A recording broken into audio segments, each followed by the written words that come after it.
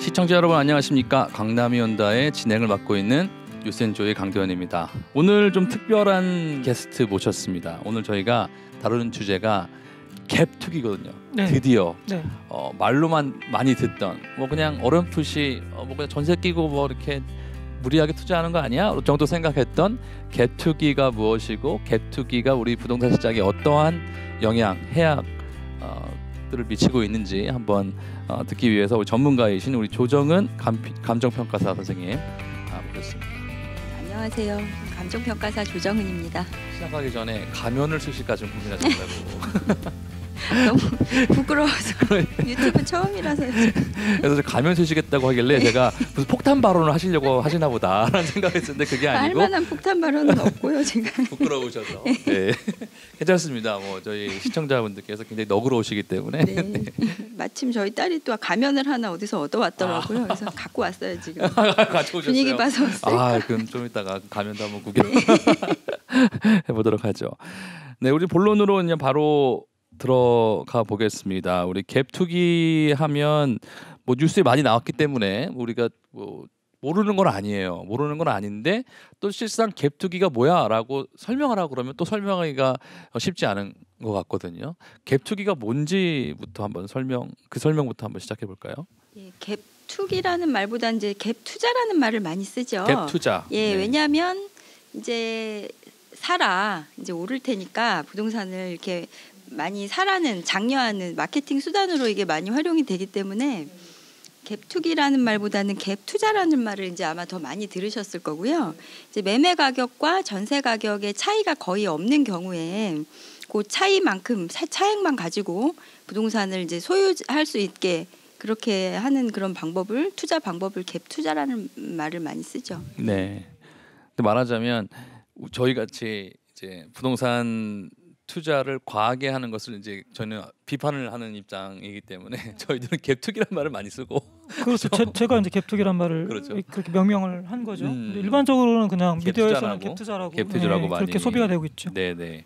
그러니까 말씀하신 부분을 좀 풀어보면 전세가와 매매가가 3억이다. 근데 전세가가 2억 6천이다. 그럼 4천만 있으면은 전세 끼고 집 살 수 있겠네. 그렇죠. 말하자면. 예, 아주 작은 돈으로 이제 내가 집주인이 되는 거죠. 부동산 소유자가 되니까 우리나라 사람들이 이제 일반적으로 부동산에 대한 어떤 환상이 다 있잖아요. 네. 내가 소유자가 네. 되고 건물주가 되는 거에 대한 아주 뿌듯함, 네. 뭐 이제 이렇게 부자가 된 것 같은 막 그런 느낌이 있기 때문에 이제 그런 방법으로 뭐 예금하듯이 부동산 하나씩 산다든지 이런 방법으로 하시는 분들이 많습니다. 부동산에 대한 접근성이 그만큼 이렇게 쉬워졌나 봐요. 예금하듯이 부동산을. 저는 아직도 상상이 안 되거든요. 집을 산다는 게. 심지어 제가 사는 집도 지금 못 사고 있어서. 근데 점점 이게 뭐라 하면 좋을까? 뭐 정보의 생성이나 유통의 속도가 너무 빨라지고요. 네네. 그다음에 이제 이게 금융이라고 하는 게 이제 굉장히 광범위하게 활용이 되면서 점점 이제 부동산도 뭐라고 하면 좋을까요? 좀 증권화된다는 느낌, 유동화된다는 느낌, 그런 느낌이 좀 많이 들어요. 확실히. 그 유동화는 좀 이렇게 전문 기관을 통해서 해야 되는데 말씀 들어보니까 갭 투자는 알아서 유동화시키는 그런 그렇죠. 시장이 알아서 유동화시키는 방법을 찾은 것 같아요. 그럼 한번 뉴스에 많이 나왔는데 실제로 어떤지 한번 그 사례를 들어볼까요? 예, 이거는 이제 최근에 PD 수첩 뭐 이런 데도 나온 바가 있고 또 이번에 이제 국정감사에서도 그 민주평화당 정동 대표실에서 여기 많이 얘기를 했던 부분인데요. 네. 임대사업자 상위 30명이 보유한 주택이 총 상위 30명이 갖고 있는 게 11,029채. 그러니까 한 사람당 평균 367채를 갖고 있다는 거예요. 이게 지금 임대 사업자가 개인인 거죠? 그렇죠. 한 개인이 지금 평균 그러니까 상위 30명은 평균 367채를 갖고 있다. 그렇죠. 그 중에 1등은 이제 594채 갖고 계시는 분이 1등. 594채 한 사람이. 그리고 뭐 또 마포구의 김씨 뭐 이런 분들은 584채 뭐 이렇게 해갖고 수백 채를 갖고 계시는 분들이 많이 계시는 거죠. 근데 이제 이게 사회 문제가 된 이유가 그 많이 갖고 계시는 분들이 하나가 무너지면 계속 무너져 버리잖아요. 네. 전세 보증금 만기가 됐으면 사실 돌려줘야 되는 돈인데 네.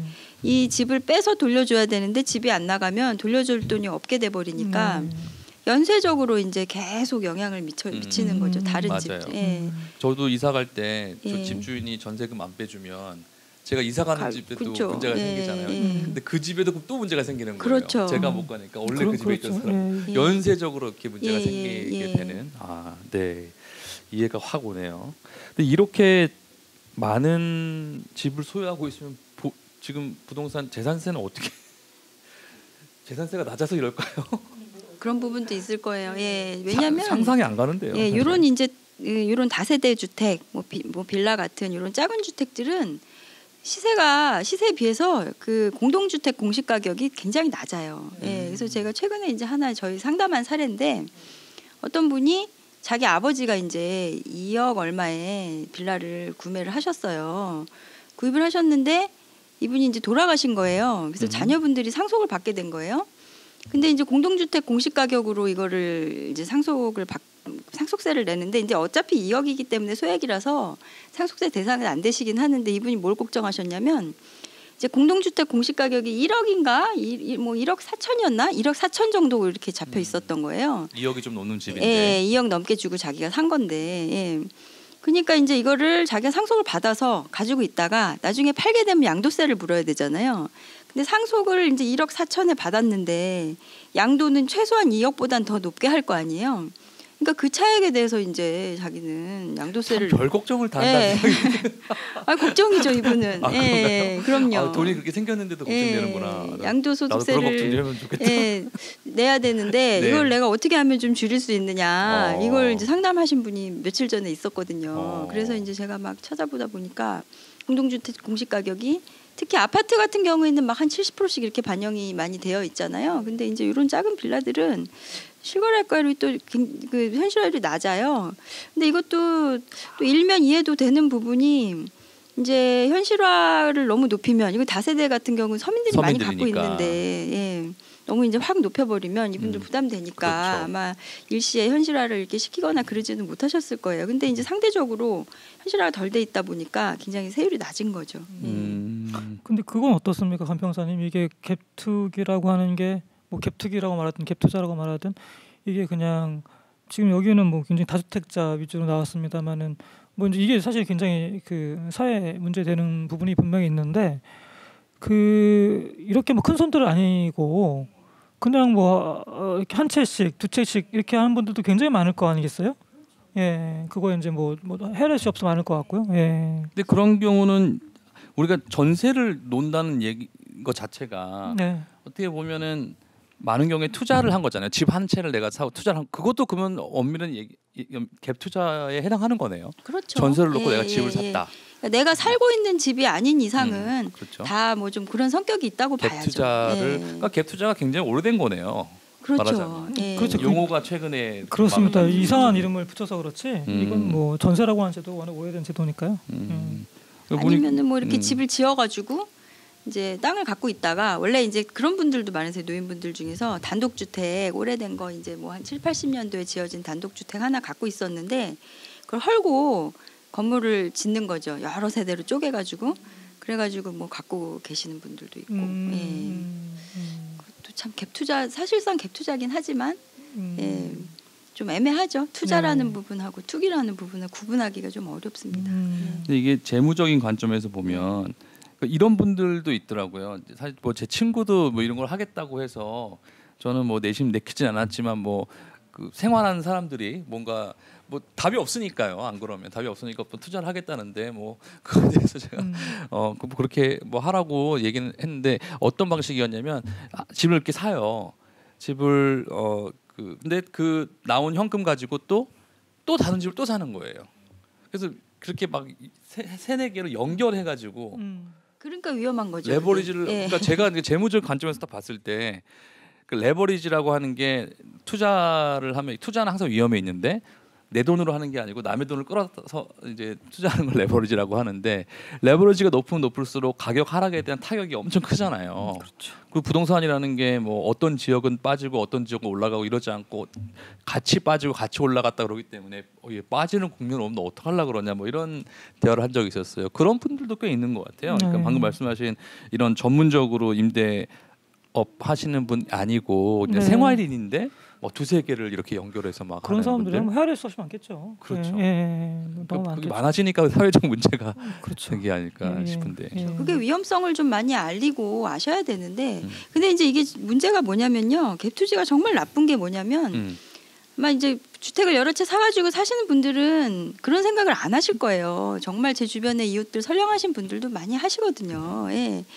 이제 당연히 이제 전세 보증금을 내가 이제 다른 세입자 들어오면 빼가지고 이 사람한테 주면 되지 이런 생각을 한단 말이에요. 근데 실제로 부동산 가격도 떨어지고 전세금도 떨어지고 그랬을 때 방법이 없잖아요. 이분들 돈이 없어요. 대부분 없죠. 다 남의 그렇죠. 돈이니까. 레버리지를 역전세가 예, 일어나는 그런 경우에는 이제 결국은 그 위험이 다 세입자에게 전가된다는 거예요. 거죠. 이분은 나는 돈이 없어. 몰라. 네가 알아서 해.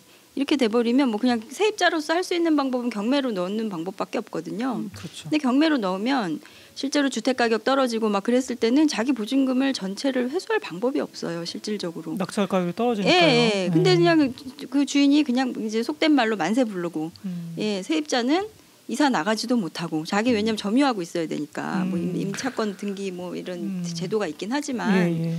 어쨌든 돈이 묶여버리고 자기가 다시 새로운 뭐 살만한 집을 이렇게 찾기 위해서는 보증금으로 이제 그걸 가지고 가야 되는데 보증금 회수도 못 하게 되고 그냥 꼼짝없이 그냥 그 집에 갇혀버리는 모든 위험이 다 세입자한테 전가가 되는 거죠. 그러니까 굉장히 안 좋은 방법이에요. 예. 그런 거에 대한 이제 그 해지하는 방법이라고는 지금 이제 그 임대주택에 대해서 그 보증금 그 보증보험 있죠. 전세 보증보험 뭐 이런 제도가 있기는 네. 한데 허그 말씀하시는 예, 허그에서 거죠? 해주는 그런 전세 보증보험 제도가 있기는 한데 네. 그것도 이제 아무래도 처음에 들어가시는 이런 작은 규모의 빌라 들어가시는 분들이 전세금 그 보증보험도 이렇게 부담돼서 안 드시는 분들도 많고 그렇죠. 예. 이제 지금은 좀 이런 문제들이 지금 사회적으로 많이 이렇게 확산이 또 됐기 때문에 최근에 또 이렇게 새로 가입하려고 하시는 분들도 많을 거예요. 네.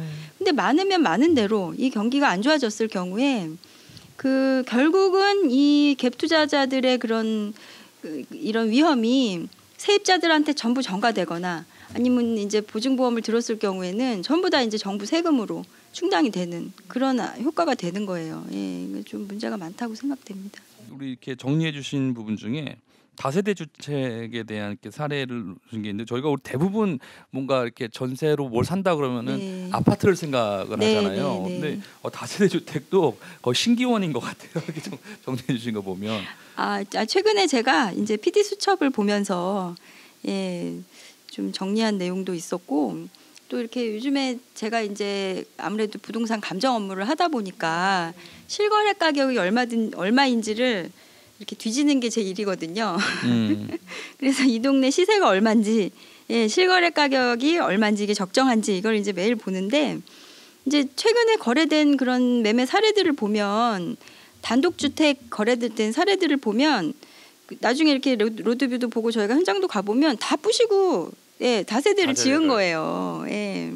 옛날 단독주택을 내가 그냥 단독주택에 살기 위해서 단독주택을 사는 게 아니라 여기다가 이제 업자들이 말하자면 빌라 건축업자 뭐 이런 분들이 헐고 주택을 지어서 분양을 하거나 전세를 놓거나 그러기 위해서 이제 사신 케이스가 굉장히 많더라고요. 예, 그러다가 보니까 제가 이런 이 현상들로 인해 가지고 매매 가격도 같이 올라가는구나. 예, 이런 생각이 들었어요. 저는 이런 사례를 보면 경제학의 붕괴를 느끼는 것 같아요. 왜냐하면 지금 정리해 주신 것 중에 10억짜리 단독주택을 사가지고 빌라를 16세대로 이렇게 지어놓으면은 한 개당 2.5억에서 갑자기 10억짜리가 40억이 된다는 거잖아요. 그렇게 되면은 그 기존에 있었던 주택의 가격은 0으로 치더라도 100% 땅값이었다 치더라도 갑자기 그 올린 신축 건물이 30억짜리가 되는 거거든요. 건물 자체가 그런 거잖아요. 그렇죠. 말하자면 이거는 경제학이 붕괴인 거예요. 왜 그게 30억짜리가 되지? 그 사람들은 왜 2억 5천을 주고 그 빌라를 사지? 그러니까요. 라고 하는 또 부동산의 시장 메커니즘이 우리가 일반적으로 알고 있는 시장의 메커니즘하고 다른 것 같아요. 좀 어떻게 이거를 해석해야 되죠? 뭐 일종의 약탈이죠. 약탈이고, 그러니까 그게 뭐 합법적인 약탈이라고 보는데 시장 참여자들 다른 사람들의 부를 빼앗아 오거나 아니면 이제 미래 세대 것을 당겨오거나 저는 이중으로 일어난다고 봐요. 사실 그거는 그런 거 아닌가 싶어요. 이건 진짜 연구 대상인 것 같아요. 어떻게 이렇게 그러니까 가격 형성을 현대 경제학에서는 굉장히 그 테크니컬한 분야로 보잖아요. 가격 형성이라는 게 누군가가 조장해서 이렇게 되는 것도 아니고 가격과 수요의 어떤 그 만남을 통해서 굉장히 수학적으로 이렇게 정의가 되는 것으로 우리가 일반적으로 생각하는데 어떻게 10억짜리가 갑자기 40억이 되는가 이거는 정말 한번 연구를 해봐야 되는 주제인 그러니까 것 뭔가 같아요. 시장을 교란시키는 요인이 저는 있다고 그렇죠. 생각해요. 있을 것 같아요. 예. 그렇죠. 그러지 않고는 예. 이럴 수는 없거든요. 그러니까 이제 이게 이런 일이 자꾸 생기는 이유가 아파트 분양가가 또 올라가는 것도 전 한 요인이 된다고 봐요. 왜냐하면 예, 사람들은 다 아파트를 사고 싶어 하거든요. 빌라나 뭐 이런 거는 안 사고 싶어 해요.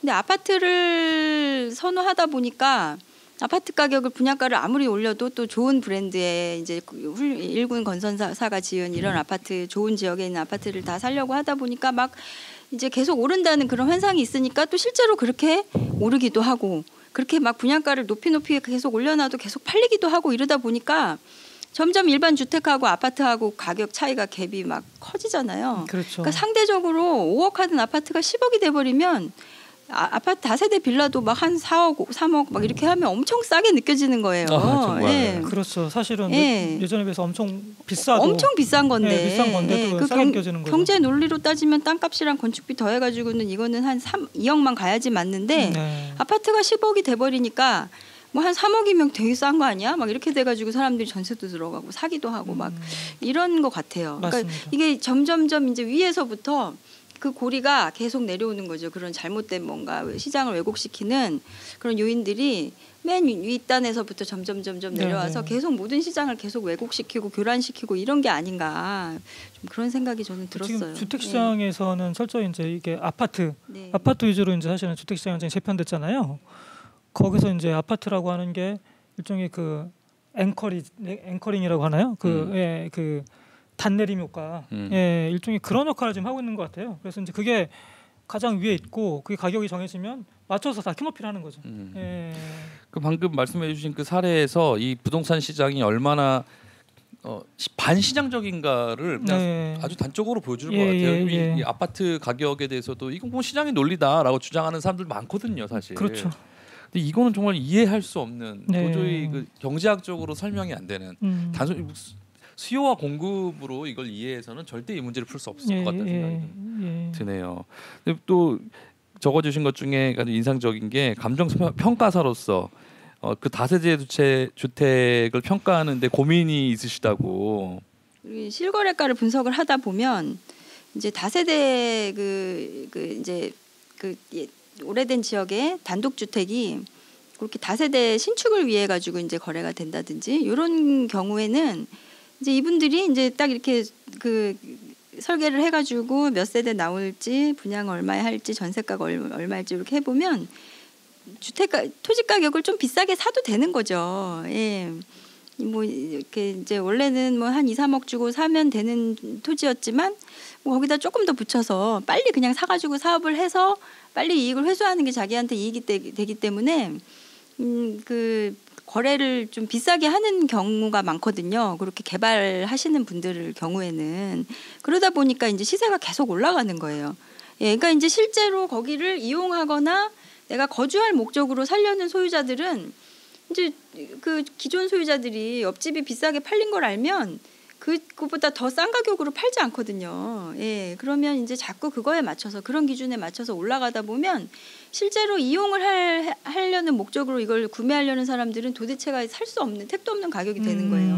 뭐 거기다 음식점을 한다든지 뭐 카페를 한다든지 이 그 영업을 하거나 운영을 해가지고 나오는 수익 갖고는 그 땅값을 주고 사서는 도저히 맞출 수 없는 금액으로는 밖에 살 수가 없게 되는 그런 악순환이 계속 되는 것 같아요. 예. 이게 마치 환원론처럼 들릴 수도 있는데 어쨌든 네. 아파트 가격의 상승이 얼마나 많은 그렇죠. 영향을 예. 미치는가 감정평가사로서 그런 걸 느끼신다는 네. 거잖아요. 그러니까 이제 그 공시지가 현실화 같은 것도 있잖아요. 저희가 이제 뭐 공시지가 현실화해야 된다, 현실화해야 된다 이런 얘기를 많이 하시잖아요. 근데 정말 고민이 뭐냐면 현실화라는 게 실제 거래 가격을 기준으로 하자는 거잖아요.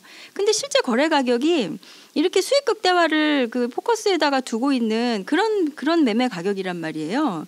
그러다 보면 진짜 그 이제 계속 뭐 거주하거나 보유하거나 이런 분들한테 오히려 또 피해가 가게 되는 결과가 되고 정말 이걸 그냥 이렇게 현실화하는 게 물론 맞지만 현실을 또 어떻게 할 건지 예. 이걸 100% 그러면 만약에 한 10,000가구 중에서 한 3개 집이 최근에 뭐 한 300만 원 거래되던 게 만약에 1,000만 원에 거래가 됐다.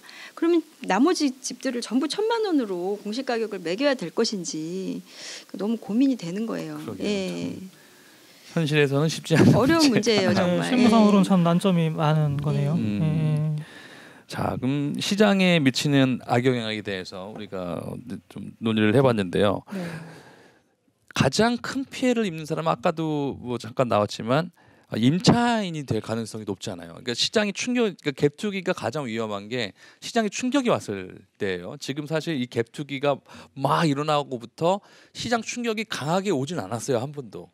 그러니까 갭투기라는 게 뭐 지난 3, 4년간 이렇게 막 올라왔는데 지난 3, 4년간의 부동산 가격이라는 게 뭐 이번 문재인 정부가 들어서면서 뭔가 일어나겠지라고 기대했지만 전혀 아무것도 일어나지 않으면서 부동산은 또 지금도 상승하고 있다는 뉴스가 계속해서 나오거든요.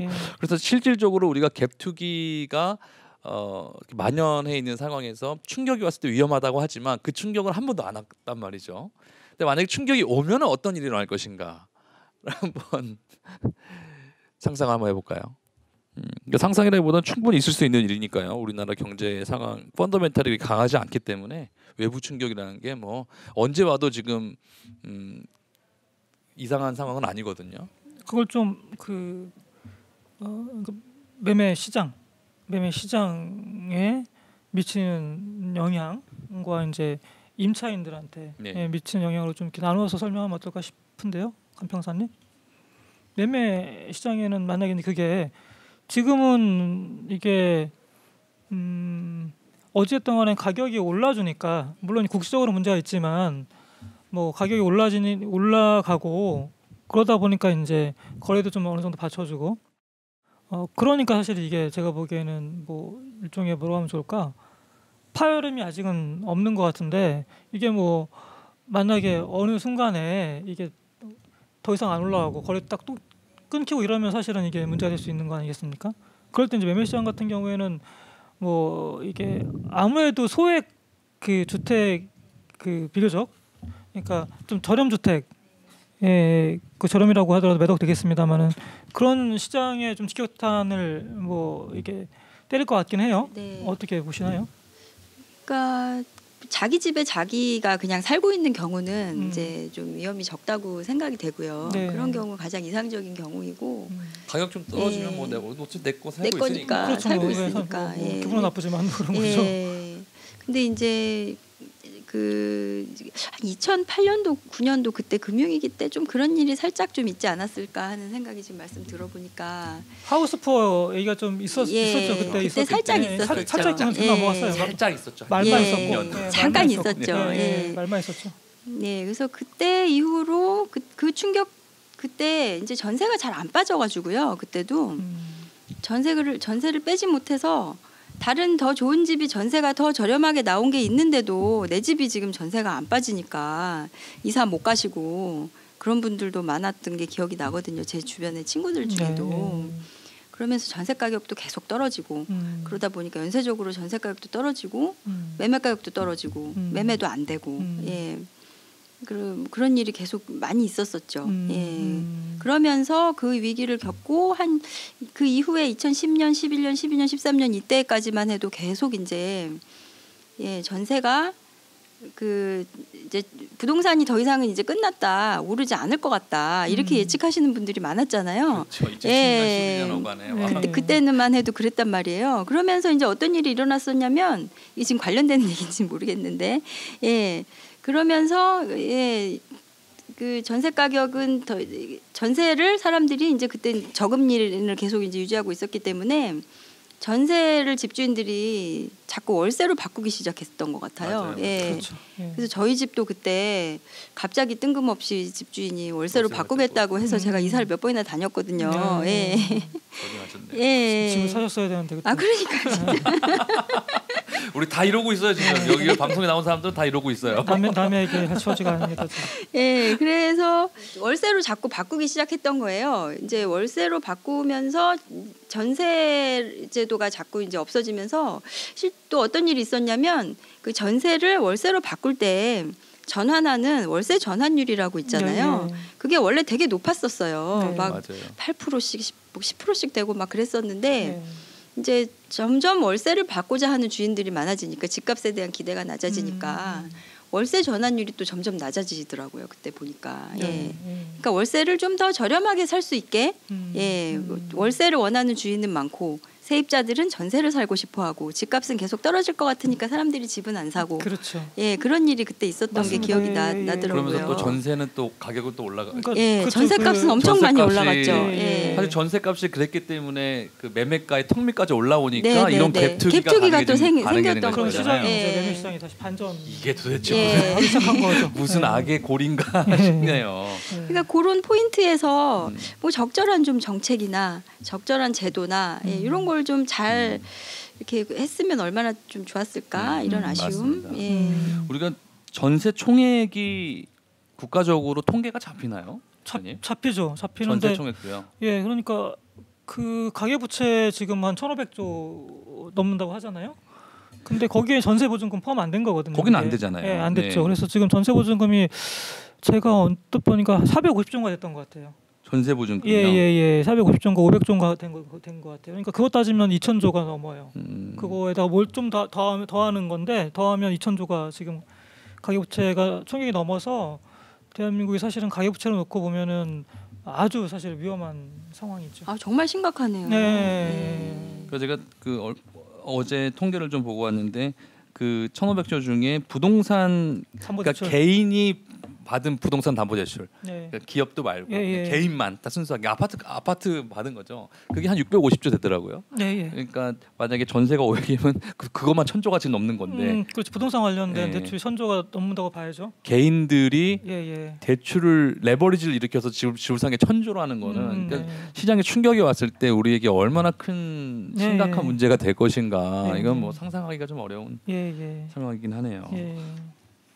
자, 그러면 갭투기라고 하는 게 사실상 전세를 놓고 집을 산 거라는 굉장히 오래된 이야기인데 왜 갑자기 이렇게 됐냐 말씀해 주신 것처럼 전세를 월세로 전환하는 사람들이 높아지면서 전세 가격이 매매가의 턱밑까지 올라오고 그러면서 돈이 레버리지를 조금만 일으키면 집을 많이 살 수 있겠네라는 그게 상식이 되면서 일반인들도 그런 투자를 아까 말씀하셨듯이 예금하듯이 하는 그런 악순환이 지금 일어난 건데 갭투기를 그러면 예방하고 이렇게 좀 차단하고 이렇게 정상적으로 시장이 돌아가게 할 수 있는 방법, 해법은 뭐가 있을까요? 우선 주택을 자기가 살고 있지 않은 그런 주택을 보유하는 것에 대해서 부담을 많이 주면 되지 않을까 하는 생각이 듭니다. 보유세 역시 보유세주의자 지금.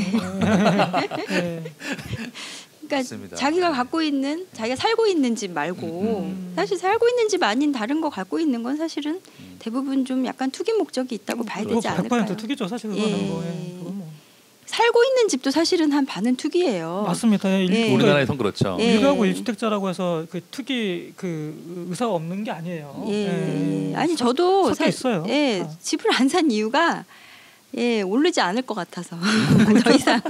그렇죠. 그 우리 모두 그 실수했어요. 구매력이 충분하셨을 텐데 또 안 사신 게 그러해서 그러셨겠죠. 한번 샀다가 판 적도 있는데 예, 팔고 나서 엄청 올랐죠.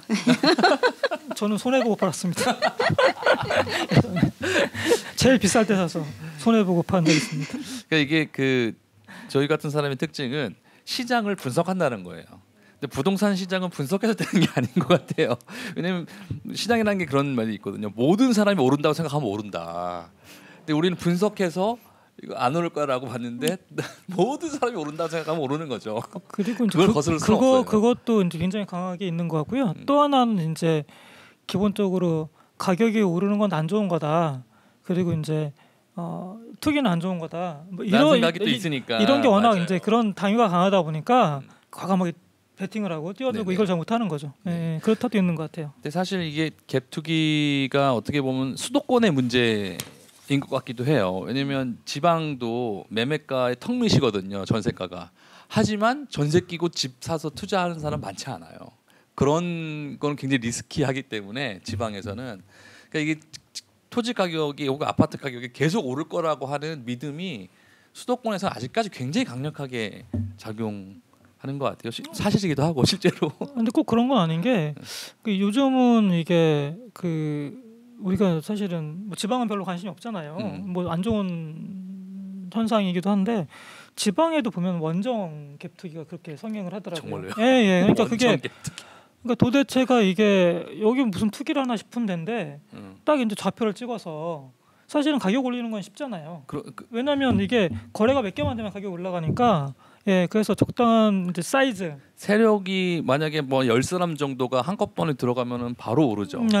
그러니까 그렇게 특히나 요즘은 이제 부동산 관련해서 이런저런 유튜버들이나 커뮤니티 운영하거나 뭐 하여튼 이런 사람들이 또 책도 내고 그러니까요. 스타들이 많아요. 이게 참 위험한 게 제가 집이 또 군산 아니겠습니까? 예. 군산을 예를 들면 갭 투기 관점에서 생각을 해보면 한 3천만 원 정도면 집을 살 수가 있어요. 3천만 원. 예, 그러니까 뭐 좀 돈 있는 사람도 한 10사람 모아가지고 그렇죠. 한 단지 딱 찍고 팍 올리면은 그다음 빠져나가면 되는 그다음에 빠져나가면 되는 거니까. 올리는 게 어렵지 않아요. 정말 예. 너무 장난치기 좋은 환경이에요. 그러니까요. 예. 야, 이거를 그러면 근데 지금 뭐 저기 간평선생님 말씀하셨던 것처럼 보유세는 굉장히 중요한 것 같아요. 그 깔려면 사실 그렇게 하는 게 굉장히 어렵지 않습니까? 그다음에 또 어떤 게 있을까요? 그러니까 하여튼 근데 가지고 있는 사람들하고 그러니까 이제 그 거주하고 있는 사람들하고 예, 실제 자기 거주 목적으로 갖고 있는 사람들하고 또 그냥 그렇지 않은 분들하고 예, 그걸 어떻게 하면 잘 조율할 수 있을지. 왜냐하면 이게 보유세를 일시적으로 다 올려버리면 또 조세 저항이 또 크기 때문에 예, 세금 폭탄이니 또 하면서 뭐 이제 또 이렇게 은퇴 노령자들 뭐 또 인터뷰 나오고 막 이러잖아요. 예.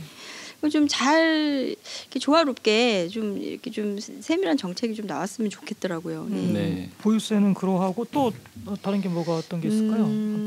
그리고 이제 우선 이렇게 대출을 이용해서 뭔가 이제 서민층을 지원하는 이런 정책은 좀 더 조심스러웠으면 좋겠어요. 예. 그러니까 이제 LH 공사에서 이렇게 매입 임대주택 제도라고 해가지고 이제 집을 지어놓으면 또 막 다 사주기도 하고 막 그런 제도도 있고 또 이제 무슨 청년층이나 뭐 이렇게 서민층한테 또 전세자금 대출을 해주기도 하고 막 이런 제도가 있다 보니까 계속 전세금이 이게 떨어지지 않고 유지가 되는 거예요. 예. 아까 말씀하신 1주택자도 주택을 투자로 생각하게 하는 어떤 그런 메커니즘이 거기서 작동할 수도 있겠네요. 그렇죠. 나는 이제 집은 빌라는 안 오를 것 같으니까 안 사고 전세로 그냥 들어가겠다. 그러면 이제 또 LH에서 막 지원도 해주고 지원해주니까 나라에서 지원도 해주고 이러다 보니까 전세금이 안 떨어지니까 이거를 집을 헐어가지고 새로 올려서 전세만 다 놔도 예, 이제 이렇게 건축비가 다 빠지는 그러고도 남는 정말 그래요. 이런 상황이 되니까요. 그래서 대출 정책을 이렇게 서민층한테 지원해 주는 것도 좋은데 그걸 좀 조심해야 되지 않을까. 왜냐하면 이게 막 시장을 이렇게 교란시키기 때문에 그러면 계속 빌라 가격도 떠받치게 되고 또 땅값도 또 올라가거든요. 계속 업자들이 사기 때문에. 예. 그래서 차라리 제가 이건 최근에 들은 얘기인데 일본 같은 경우에는 우리나라보다 이제 그 국민 소득이 한 10배는 더 높은데 거기는 이렇게 지원하는 게 아니라 직접 사람한테 지원을 한대요. 네. 자영업자나 뭐 이런 분들한테 지원해서 음식값이 되게 싸다고 하더라고. 우리나라 한 6, 7천 원 정도면 한 끼 잘 먹을 수 있는 정도인데 그게 직접적으로 이제 그렇게 그 사람한테 지원을 하는 돈이 많기 때문이라는 얘기를 이제 얼마 전에 들은 적이 있는데요. 예. 그러면서 이제 그 은퇴자들한테 또 이렇게 나가는 연금이라든지 이런 것도 좀 이렇게 국가 재정이 너무 이제 이렇게 많이 없어지다 보니까 노령자들이 한꺼번에 노후 사회가 되다 보니까 그런 걸 완충시키는 역할도 하고 예, 자영업자들한테 직접 지원해주는 뭐 그런 방식의 뭐 제가 할 말은 아닌 것 같긴 한데 그 얘기를 들었거든요. 그러면서 그런 부동산에다가 이렇게 대출 형태로 지원해주는 거는 가격과 바로 연관이 되기 때문에 좀 위험하지 않나 이런 생각이 좀 들더라고요. 예. 그러니까 땅값을 혹은 아파트값을 유지시키면서 뭔가 지원하려고 하니까 그렇죠. 문제가 예, 돼요. 예. 그러니까 어떻게 해서 그냥 이거 가장 좋은 복지는 그냥 아파트 가격을 낮추는 것 같아요. 낮추는 거예요. 예. 네, 그렇죠. 그러니까 이제 그런 공적인 자금이 들어갈 때 이렇게 부동산 그러니까 시장을 교란시킬 수 있는 그런 가격을 계속 높이게 만드는 그런 걸 좀 차단시켜야 되지 않을까 좀 이렇게 표시 안 나게 아니 왜냐하면 이제 또 노인분들 중에 그런 분들이 많아요. 제가 노인분들도 이렇게 들으시면 어떨지 모르시겠지만 그냥 이렇게 집 한 채 가지고 뭐 이렇게 농사 짓고 사셨는데 그 땅값이 그냥 올라가지고 자기도 모르게 부자가 되신 분들이 많거든요. 그렇죠. 근데 그분들은 사실 돈 쓰실 줄도 모르고, 그렇죠. 예, 뭐 어떻게 해야 될지도 잘 모르세요. 그냥 건물 옛날에 논밭이었을 때 뭐 이렇게 하나 갖고 있거나 뭐 농지 갖고 있거나 이런 분들인데 계속 주변이 개발되면서 갑자기 부자가 됐거나 뭐 이런 분들이 많은데 뭐 그런 이렇게 부분을 좀 충격 없이 뭔가 뭐 이런 노령층들이 갖고 있는 부동산 자산을 거기 이렇게 몰려 있는 자산을 뭔가 이렇게 좀 잘 이용할 수 있는 다른 방법을 좀 찾아보면 어떨까 이런 생각이 들었어요. 네. 그 이 재산을 관리하는 것 때문에 굉장히 또 고민이 많으시거든요. 그런 분들은 예. 사실 돈을 잘 쓰지도 못하시고 예, 대부분은. 임차인들은 아무튼 가장 직접적인 타격을 입는 건 임차인들 아니겠습니까? 임차인들을 좀 보호하시는 방법은 없을까요? 아까 이제 말씀드렸던 것처럼 지금 정부 정책으로 내놓는 거는 그 보증보험제도 뭐 이런 걸로 좀 보호하려고 하는 거 있는 것 같고요. 그리고 실질적으로 그런 이렇게 도미노식으로 계속 돈 전세 보증금을 돌려받지 못하는 일이 생겼을 때는 뭐 이렇게 계속 경매 절차라든지 뭐 이런 걸 통해서 보증금 회수할 수 있는 방법을 찾아볼 수밖에 없는데 세입자들 같은 경우에 좀 그런 절차를 간소하게 해줄 수 있는 뭐 그런 방법을 한번 찾아보면 어떨까. 왜냐하면 이게 엄청 시간도 많이 걸리고 예, 또 비용도 많이 들어가고 그렇거든요. 뭐, 예, 그래서 차라리 그 집을 그러니까 살고 있는 사람에게 소유권을 주는 그런 걸 지원해주는 그런 방향으로 예, 가는 게 좋지 않을까. 근데 우리가 대책을 얘기해 보지만 예. 사실상 대책이 없다고 없죠. 봐야 예. 맞는 거죠. 그런 대책을 세울 수 없다. 그러니까 뭐 서프라임 모기지 생각해 보면 서프라임 모기지라는 게 그 담보율 집에 미국은 이제 전세라는 제도가 없으니까 담보를 어느 정도 쳐주느냐가 이제 핵심인 건데 집이 뭐 집 가격에 담보율을 막 90%, 95%까지 해준 거잖아요. 그런데 집 가격이 빠지니까 대출해준 금액보다 집의 가격 시세가 더 떨어진 거예요. 그러니까 은행에서는 그것을 유동화 시켜버린 거죠. 그게 이제 서프라임 모기지인 건데 사실 생각해보면 우리도 똑같아요. 지금 대출을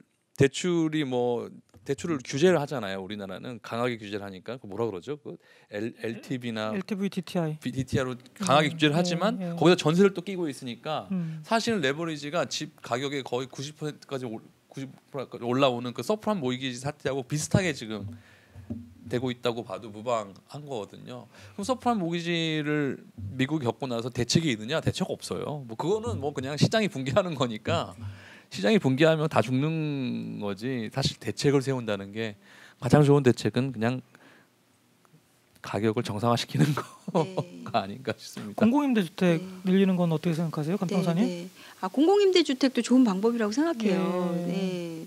대신 이제 시장에 그러니까 저는 충격을 주지 않는 방법으로 얼마든지 할 수 있을 것 같은데 그 실제로 그 이렇게 공익 사업을 통해 가지고 LH에서 논밭을 수용해 가지고 거기다가 이제 이렇게 아파트 짓잖아요. 근데 그걸 공공임대주택으로 활용하면 좋지 않을까 이런 생각이 들었어요. 근데 왜 그걸 자꾸 민간 건설사에다가 이제 막 택지를 분양하고 그러는지 네. 모르겠어요. 예. 그러니까 뭐 10년 분양 뭐 이런 거 예. 네. 하지 말고 예. 장기 공공임대주택으로 예. 근데 뭐 재정 때문에 그런 거죠?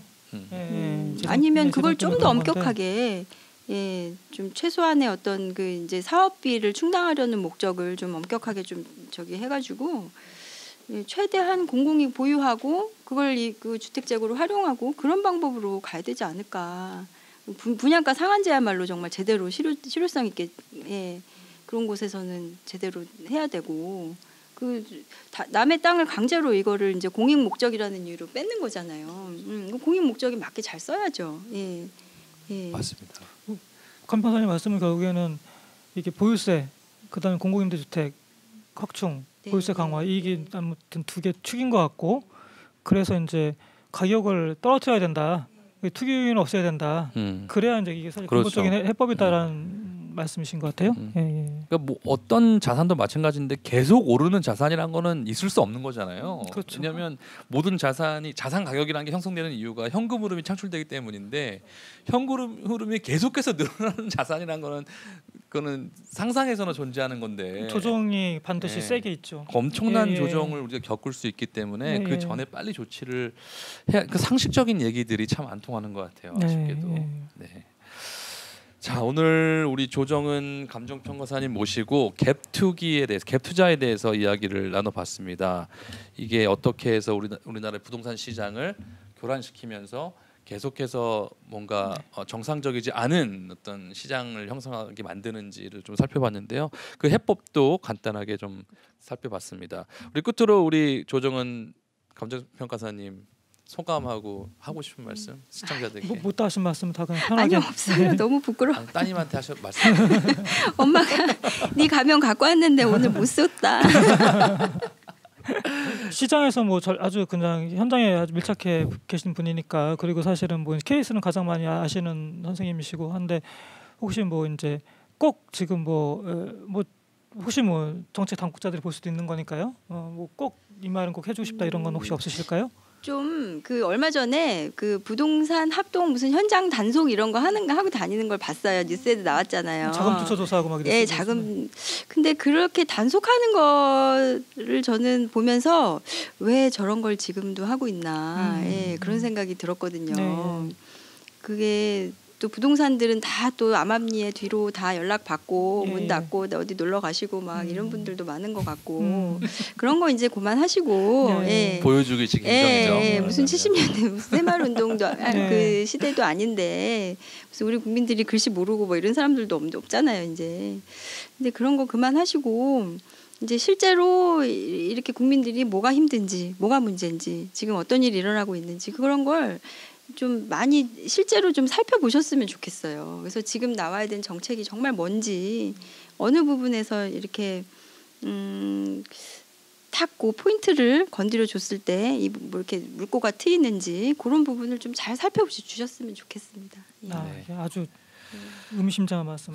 꼭 맞습니다. 정책 위반자들이 들었으면 하는 말이네요. 그냥 보여주시는 거 그만하고 예. 실질적인 거 해라 이제 라는 말씀으로 오늘 소중한 시간 내주셔서 진심으로 감사드립니다. 앞으로 더 모실 일도 있을 것 같아요. 앞으로 바랄 겁니다.